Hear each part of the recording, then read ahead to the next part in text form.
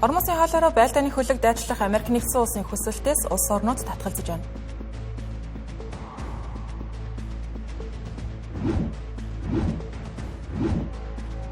Эрчим хүчний хямралын улмаас Кубус даяар тог тасарлаа.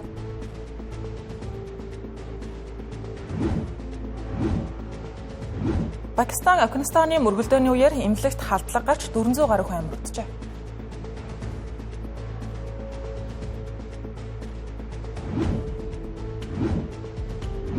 Дональд Трамп Ши Жинпин нарын энэ сард төлөвлөгдсөн уулзалт хойшилж магадгүй байна.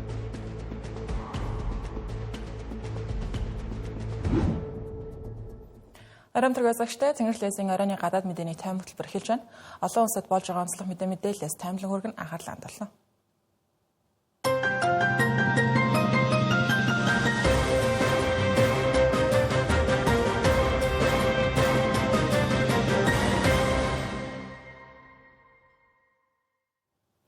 Америк нэгдсэн улсын ерөнхийлөгч Дональд Трамп Орон улсын хоолойгоос хамааралтай эндээс ашиг хүртдэг нефтээ авдаг улсууд энэ хоолойг хамгаалах ажилд туслах ёстой гэж үзэн дахид хэдэн улсад байлдааны хөлгөө илгээх санал тавьсан. Намайг туслахгүй гэх юм бол НАТОгийн ирээдүйд аюул учирна гэж хүртэл анхааруулсан ба. Гэвч одоогоор зэвсэг техникээ дайшлах саналыг нааштай хүлээж авсан улс хараахан алга. НАТОгийн томоохон улсуудын нэг болох Германы канцлер Америк нэгдсэн улс болон Израиль улсыг Герман улстай зөвлөлдөхгүйгээр дайныг эхлүүлсэн НАТОтой ямар ч хамаагүй дайн гэж үзэж байгаа гэдгээ хүртэл хил дамжлаа. Улс орнууд Дональд Трампын уриалгаас үл харгалзан Орон улсын хоолойгоор дамжин өнгөрөх нефт тээвэрлэгч хөлгүүдийг хамгаалах ажилд байлдааны хөлгөө илгээхээс татгалзаж байна. Дональд Трамп үүний хариуд олон жил дэмжлэг үзүүлсэн барууны түншүүдээ талархаж мэддэггүй хэмээн шүүмжиллээ. Ираны дайнаас өмнө $60 орчимд хэлбэлзэж байсан нефтийн үн буцаад $100 хэдийн давсан.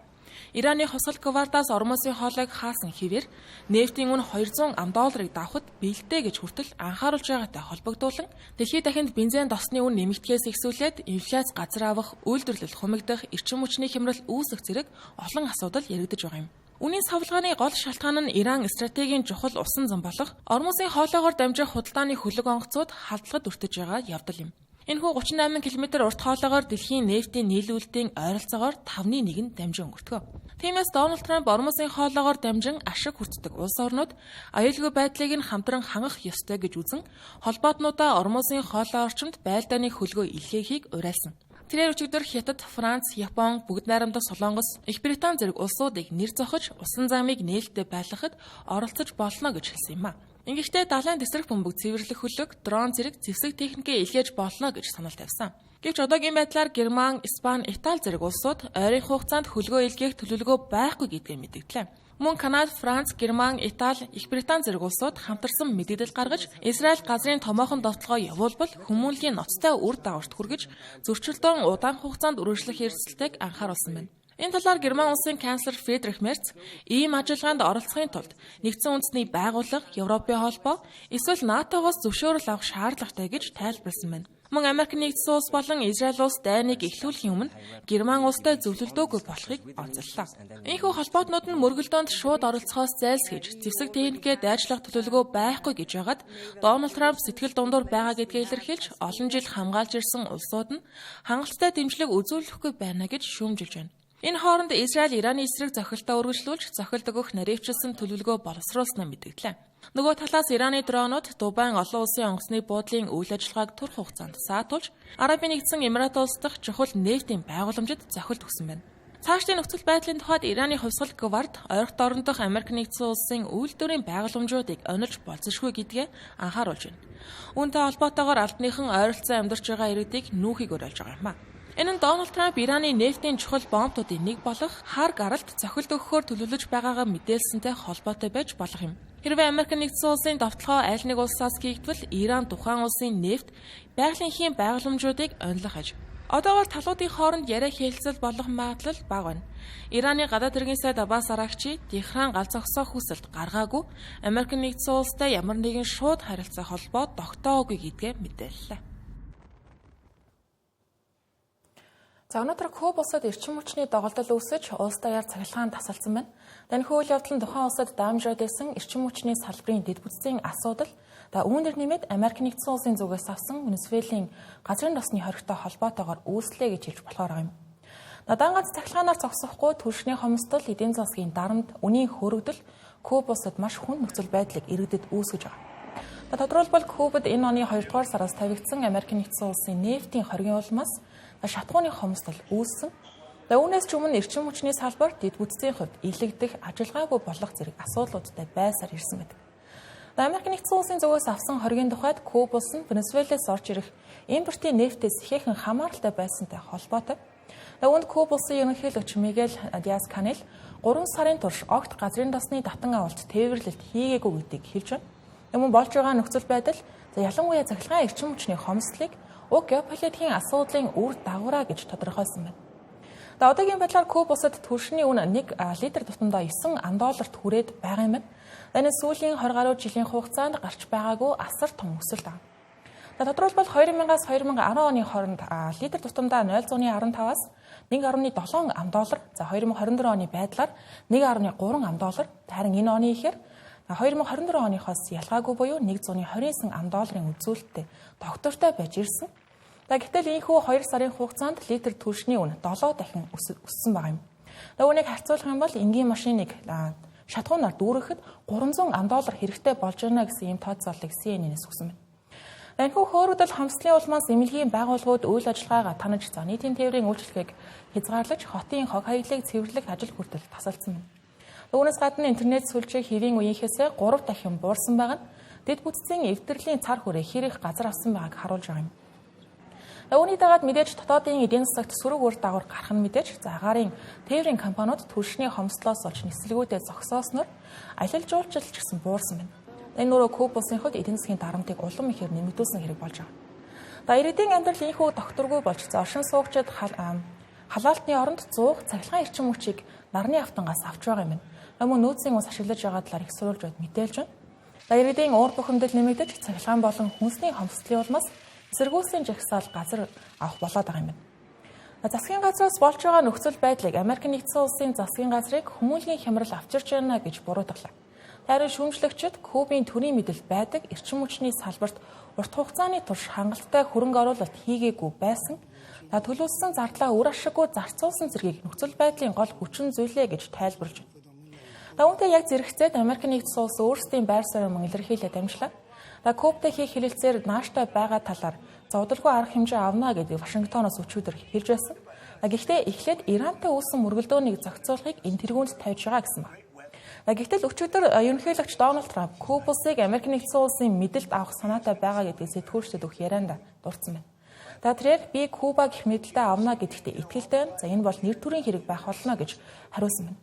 Сэтгүүлч Куб улсыг өөрийн мэдэлдээ авах уу гэж асуухад нь Дональд Трамп тийм ээ ямар нэгэн байдлаар Кубыг Америк нэгдсэн улсын мэдэлд авна гэж хэлээд би Кубыг чөлөөсөн ч авсан ч хүссэн зүйлээ хийж чадна гэж үрд хэлсэн байна. Гэхдээ Дональд Трамп цэрэг зэвсгийн дайралд үйл ажиллагаа явуулах талаар юу ч дуртаагүй онцлох хэрэгтэй. Дональд Трампын хэлсэн үг цаашид Куб болон Америк нэгдсэн улсын харилцааг ямар байх талаар нарийн тодорхой зүйл ажиллагдахгүй байгаа ч гэлээ Өмнөд Америкт бас нэгэн улсад ийхүү улс төрийн хямрал үүсэх нь тодорхой болоод байна. Улс төр эдийн засгаас гадна өнөөдөр өглөө Куб улсад 5.5-аас 6 магнитудын хүчтэй газар хөдлөлт болсон байна. Одоогийн байдлаар газар хөдлөлтийн улмаас амиа алдсан хүн байхгүй. Гэхдээ улс даяар нөхцөл байдал хүнд байгаа ийм үед байгалийн гамшиг тохиолдож байгаа нь иргэдийн нуруунд ирэх ачааг бүрчихээр нэмсэн хэрэг болж байгаа юм. Дараагийн онц мэдээ. Ираны дайнтай зэрэгцээд Афганистан, Пакистаны хооронд ээлжид мөргөлдөөн өрнөж байгаа нь өнгөрсөн сарын 21-ний өдөр эхэлсэн. Тухайн үед Пакистанаас Афганистан дахь босгогчдын хуаран онилсон агаарын цохилт хийснээр тийхүү мөргөлдөөн эхэлсэн байна. Мөргөлдөөн гараад сарын хугацаа одоогийн байдлаар өнгөрч байна. Өчигдөр Афганистаны нийслэл Кабул хотод байрлах эмнэлгийн байгууламжийг онилсон цохилт бүртгэгдэж нэг дор 400 гаруй хүн амнасаа алдсан хэрэг гарсан байна. Үүнийг Афганистаны зүгээс Пакистаныг буруутай гэж үзэж байгаа. Тодорхойлбол Афганистаны албаныхан өчигдөр орой Омарын сэргээн засах эмчилгээний эмнэлэгт агаарын цохилт болсон талаар мэдээлсэн байдаг. Пакистаны хийсэн энэхүү үйлдэлийг хүн төрөлхтний эсрэг гэмт хэрэгэ гэж үзэж байгаа гэдгээ хэллээ. Дарин сануулгад олон улсын хуулиар хүмүүнлэгийн байгууламжууд руу буюу эмнэлэг, сургуулиуд руу ямар нэгэн мөргөлдөөн болж байсан ч гэсэн дайрах нь хориотой байдаг байна.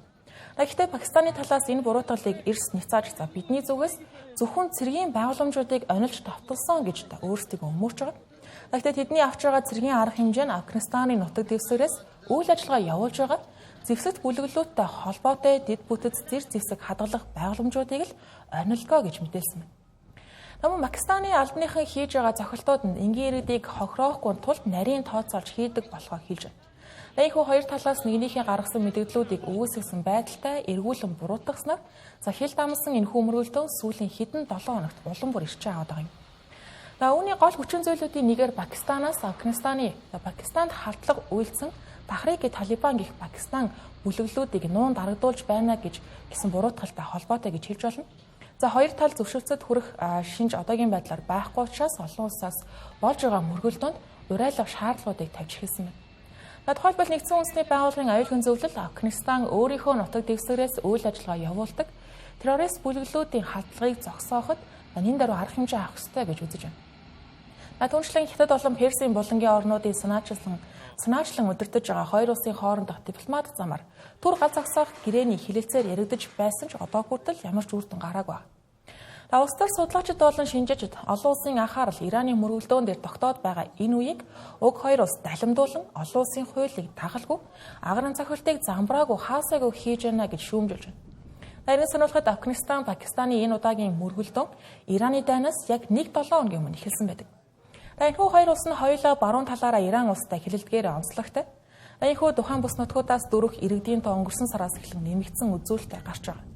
Тухайлбал энэ сарын ихээр Нэгдсэн үндэсний байгууллагаас гаргасан тайланд 115,000 гаруй хүн Афганистан, Пакистаны мөргөлдөөний улмаас дөрвсөн. Энэ тоо цаашиж гисэн өсөх эрсдэлтэй болохыг анхааруулж байна. Өнгөрсөн оны 10 дугаар сард Бээжингээс Америк нэгдсэн улсын ерөнхийлөгч Дональд Трамп, Хятад улсын дарга Ши Жинпин нар 2026 оны 3-аас 4-р сард уулзахаар болсон гэдэг талаар анх мэдээлж байсан. Гэвч энэхүү уулзалт ойролт орондын мөргөлдөөний улмаас хойшилж магадгүй талаар албаныхан хэлж байна.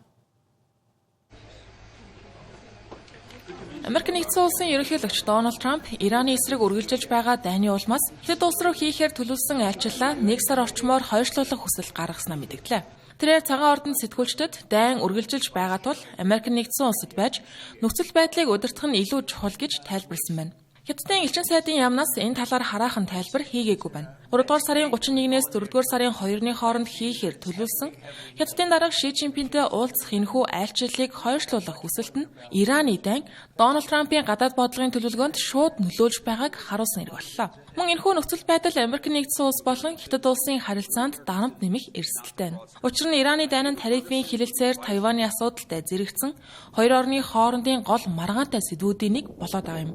Ойролт орондын мөргөлдөөн 2 дугаар сарын 28-нд Америк нэгдсэн улс болон Израиль улс Ираны эсрэг өргөн хэмжээний давталгаа хийснээс хойш эрс нэмэгдсэн. Энэхүү мөргөлдөөний улмаас өнгөрсөн 3-7 хоног орчмын хугацаанд 1400 гаруй хүн амиа алдсан дотор Иран улсын дээд удирдагч Аятолла Али Хаменей хүртэл багтаж байгаа юм. Энэхүү мөргөлдөөний улмаас орон улсын хоолой мөн хаагцсан. Дональд Трамп орон улсын хоолойн хэвийн үйл ажиллагааг сэргээж хоолоогоор явах хүлгүүдийн аюулгүй байдлыг хамгаалах ажилд Хятад улс ч гэсэн оролцох ёстой гэж үзэж байгаа. Тэрээр өчигдөр Financial Times агентлагт өгсөн ярилцлагада Хятад улс нефтийнхээ 90 орчим хувийг энэ хоолоогоор дамжин тээвэрлэдэг учраас Хятад улс ч гэсэн энэ усан замыг нээх аюулгүй байдлыг хангахад оролцох ёстой гэсэн. Мөн тэрээр Хятадын байр суурь тодорхой болох хүртэл Бээжинд хийхээр төлөвлөсөн айлчлалаа хойшлуулж магадгүй гэдгийг мөн хэлээд амьсан. Гэвч Америк нэгдсэн улсын сангийн сайд Scott Bessent энэхүү айлчлалыг хойшлуулах шалтгаан нь Хятад улстай шууд холбоотой биш, харин дайны ажиллагааг удирдах нь илүү чухал байгаа учраас гэж тайлбарлажээ. Scott Bessent энэхүү мэдээллийг Парис хотоос хийсэн ба тэрээр тухайн үед Хятад улсын дэд ерөнхий сайд Хавь Лифентэй худалдааны асуудлаар хэлэлцэж байсан юм а. Энэхүү хэрэлцээний үеэр Хятад улсын төлөөлөгчид Америк нэгдсэн улсаас хөдөө аж ахуйн бүтээгдэхүүн худалдан авах боломжийг судалж, мөн газрын ховор элементүүдийн нийлүүлэлт болон хоёр орны худалдаа хөрөнгө оруулалтын харилцааг хэрхэн зохицуулах талаар санал солилцсон байна. Одоогийн байдлаар талууд тарифыг 3 оронтой тоогоор хэмжигдэж байсныг үлэмж хэмжээгээр бууруулж дунджаар 30 орчим хувьд авчраад байгаа лээ. Гисэн идэж бүрэн тохиролцоо хийгдээгүй зөвхөн түр намдсан байдалтай байгаа юм. Үүний өмнө Дональд Трамп болон Ши Жинпин нар 2025 оны 10 дугаар сард уулзаж хоёр орны харилцааг докторжуулах чиглэлд тодорхой алхмууд хийж байсан. Тухайн уулзалтаар худалдааны маргааныг намжаах, тарифын дарамтыг бууруулах талаар тохиролцсон. Өмнө талууд стратегийн салбарууд дахь өрсөлдөөнийг зохицуулах, харилцааг бүрэн таслахгүй байх зарчмыг баримтлах шаардлагатай гэдэг дээр санал нэгдсэн юм а. Харин Тайваны асуудлаар санал зөрөлдөөн хэвээр үйлдсэн ч зөрчил маргаанаас зайлсхийх нь чухал гэдгийг хоёр тал онцолж байв. Тиймээс тухайн үед шийдэгдээгүй асуудлууд энэ удаагийн уулзалтаар шийдэл хүрнэ гэгдэж байсан боловч ийхүү уулзалт хойшилсноор хоёр улсын харилцаанд докторгүй тодорхойгүй байдал дахин хэсэг хугацаанд сунжих шинжтэй болж байна. Их Британи улсын ерөнхий сайд Кир Стармер өнөөдөр Украин улсын ерөнхийлөгч Володимир Зеленскийг хүлээн авч уулзаж байна. Ираны дайны улмаас нефтийн үн нэмэгдэж байгаа нь нефтийн экспортоос эдийн засаг нь ихээхэн хамааралтай Орос улбаны улсын хувьд нааштай үйл явдал болж байна гэж үзэх шинжээчд байгаа. Тэгвэл үүнтэй холбогдуулан Кир Стармер энэхүү айлчлалыг өртөж Америк нэгдсэн улс Израилийн Ираны эсрэг хийж байгаа цохилтууд энэхүү дайн нь Орос улбаны улсад ашигтай нөхцөл болж хувирах ёсгүй гэж анхааруулж байна. Володимир Зеленскийн айлчлал нь Оросын баян чинээлэг бизнес эрхлэгч гэгддэг Роман Абрамовичд Челси хөл бөмбөгийн клубын худалдаанаас олсон орлогыг Украины дайныг хохирогчдод шилжүүлэх засгийн газрын хугацаа дуусах өдөртөө давхцаж байгаа. Гэхдээ Абрамовичийн хувьд 2.5 тэрбум фунтын энэхүү хөрөнгийг өөрөө зарцуулах эрхтэй гэж үзэж байгаа учраас хэрэг шүүх рүү шилжих магадлалтай болж байгаа юм. Их Британий засгийн газар өнгөрсөн жил анхааруулж хэрвээ мөнгийг шилжүүлэхгүй бол хууль эрхцэн арга хэмжээ авна гэдгийг хэлж байсан. Түүний өмгөөлөгчд болох Кебра болон Ким нар энэ хөрөнгө нь одоогоор Forsram Ltd компани бүрэн эзэмшилд байгаа гэдгийг хэлж байна. Володимир Зеленский Их Британд ирснээр энэхүү асуудал дахин яригдаж эхлэх нь бол мэдээж Украинд үзүүлэх дэмжлэгийн тухайд Кир Стармер болон Их Британий батлан хамгааллын сайд Джон Хиги нар Украиныг өргөжлүүлэн дэмжих зэсгийн нийлүүлэлтийг зогсоохгүй гэдгийг амлав. Намун парламентын хуралдаанд Джон Хилли Их Британи Украинд зэсгийн дэмжлэгээ өргөжлүүлж байгааг мэдэгдэж сүүлийн 1 сард 3500 дрон 18,000 их бөөний сум 3 сая ширхэг сум нийлүүлсэн гэдгийг дурдлаа. Намун энэ үеэр Кир Стармер Украиныг дэмжихэд анхаарал төвлөрүүлэх ёстой Персийн болон дахь дайн бол Орос улбаны улсад ашигтай байдлыг авчирч яагаад ч болохгүй гэж тэдгийнхүү анхааруулсан байна. Сүүлийн 2-7 хоногт Америк нэгдсэн улс болон Израилийн Ираны эсрэг дайны дараа Орос улбаны улс нефт, байгалийн зэрэг эрчим хүчний бүтээгдэхүүнээ борлуулснаар ойролцоогоор 6 тэрбум еврогийн орлого олсон гэж ийм тооцоолол гарсан байна. Үүн дээр нэмээд Дональд Трамп 4-р сарын 11 хүртэлх 1 сарын хугацаанд Орос улбаны улсын нефтийн салбарт тавиад байсан хоргийг сулруулж зарим оронд Оросын нефтийг худалдан авах боломжийг олгоод байгаа лээ. Мэдээ үргэлжлүүлж байгаа бусад зарим онцлог мэдээллийг товчоор хүлээн авна.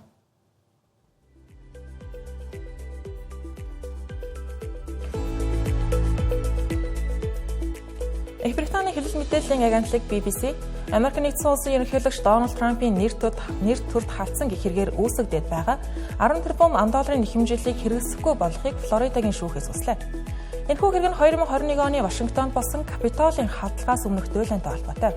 BBC уг хэргийг хэвлэлийн эрх чөлөөнд сөргөөр нөлөөлж бооцолшгүй гэж анхааруулж байна.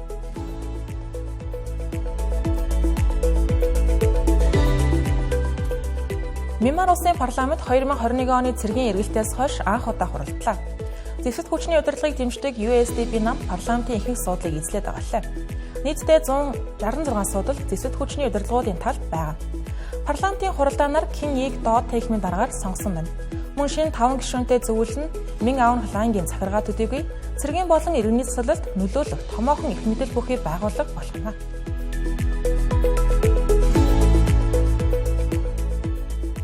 Mr. Nobody Against Putin брендд кино Оскарын шилдэг брендд киноны шагналыг хүртлээ. Энэхүү кино нь Орос улбаны улсын ерөнхийлөгч Владимир Путин мөн Украины дайныг шүүмжиллээ. Хамтран найруулагчид болох Таланган болон Боринсон нар шанал гардуулах ёслолын үеэр үг хэлж улс төрийн хатуу чанга дэглэм тогтолцоор засаглалын аюулыг харуулах бүтээлээрээ илэрхийлэх гэж оролцсон гэдгийг хэллээ.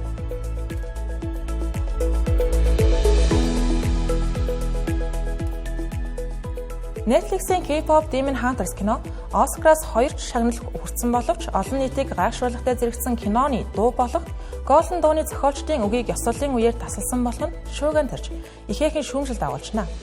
Шанал гадуулах ёслолын үеэр зохиолчид бэлдсэн тэмдэглэлээ гарган үгээ хэлж эхлэх гэж байхад нь гинэт хөгжим дуурч үг хэлэх боломжгүй болсон байна. Цааш хөгжим зогсоогүй тул камер дараагийн үзэгдэлд шилжжээ. Үүнийг Оскарын үзэгчид байж боломгүй бүдүүлэг хэрэг гэж шүүмжлэн захин орчинд дургуутслаа илэрхийлж байна.